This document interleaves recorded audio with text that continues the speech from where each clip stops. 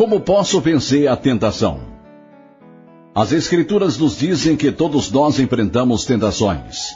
1 Coríntios capítulo 10, verso 13 diz: Não vos sobreveio tentação que não fosse humana. Talvez isso proporcione um pouco de encorajamento, porque muitas vezes nos sentimos como se fôssemos sozinhos, e que os outros são imunes às tentações. A Bíblia nos diz que Cristo também foi tentado, porque não temos sumo sacerdote que não possa compadecer-se das nossas fraquezas. Antes, foi ele tentado em todas as coisas à nossa semelhança, mas sem pecado. Hebreus capítulo 4, verso 15. De onde então essas tentações vêm? Primeiro de tudo, elas não vêm de Deus, embora Ele as permita. Tiago capítulo 1, verso 13 diz: Ninguém ao ser tentado diga, sou tentado por Deus, porque Deus não pode ser tentado pelo mal, e Ele mesmo a ninguém tenta. No primeiro capítulo de Jó, vemos que Deus permitiu que Satanás tentasse Jó, mas com restrições. Satanás está vagueando pela terra como um leão, buscando pessoas para devorar.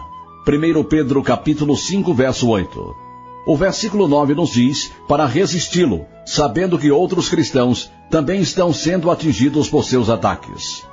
Por essas passagens, podemos saber que tentações vêm de Satanás. Vemos em Tiago capítulo 1, verso 14, que a tentação pode se originar em nós também. O versículo 14 diz que cada um é tentado pela sua própria cobiça, quando esta o atrai e seduz. Deixamo-nos pensar certos pensamentos, ir a lugares que não devemos ir, e tomar decisões baseadas em nossos desejos, que nos levam à tentação. Como então podemos resistir às tentações? Primeiro de tudo, temos de voltar ao exemplo de Jesus, sendo tentado no deserto por Satanás, em Mateus capítulo 4, versos 1 a 11. Cada uma das tentações de Satanás foi recebida com a mesma resposta. Está escrito, seguida pela Escritura. Se o Filho de Deus usou a palavra de Deus para, com eficácia, dar um fim às tentações, o que sabemos que funciona, porque depois de 3 tentativas fracassadas, o diabo o deixou. Versículo 11. Quanto mais nós precisamos usá-la para resistir às nossas próprias tentações? Todos os nossos esforços para resistir serão fracos e ineficazes, a menos que sejam movidos pelo Espírito Santo, através da leitura constante, do estudo e da meditação na palavra. Desta forma, seremos transformados pela renovação da vossa mente.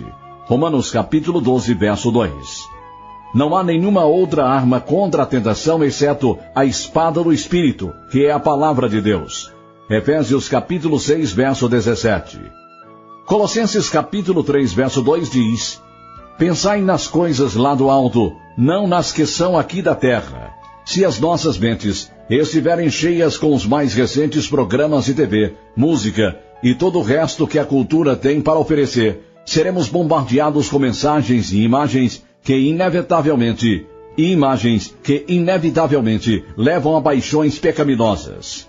No entanto, se nossas mentes estiverem cheias com a majestade e santidade de Deus, o amor e a compaixão de Cristo, e o brilho de ambos refletindo em sua palavra perfeita, veremos que o nosso interesse pelas concupiscências do mundo diminui e desaparecem. No entanto, sem a influência da palavra em nossas mentes, estamos abertos a qualquer coisa que Satanás atirar em nós.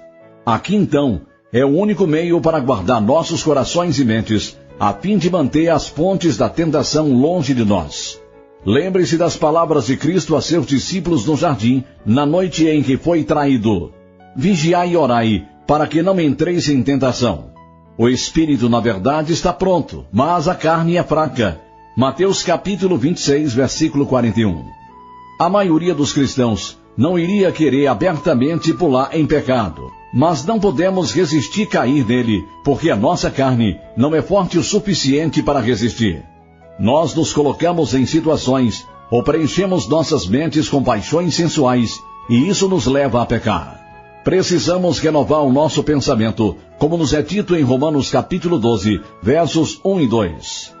Não devemos mais pensar como o mundo pensa, ou andar da mesma forma que o mundo caminha. Provérbios capítulo 4, versos 14 e 15 nos diz: Não entres na vereda dos perversos, nem sigas pelo caminho dos maus. Evita-o. Não passes por ele, desvia-te dele e passa de largo. Precisamos evitar o caminho do mundo que nos conduz em tentação, porque a nossa carne é fraca. Somos facilmente levados por nossas próprias concupiscências. Mateus capítulo 5, verso 29 tem alguns excelentes conselhos. Se o teu olho direito te faz tropeçar, arranca-o e lança-o de ti.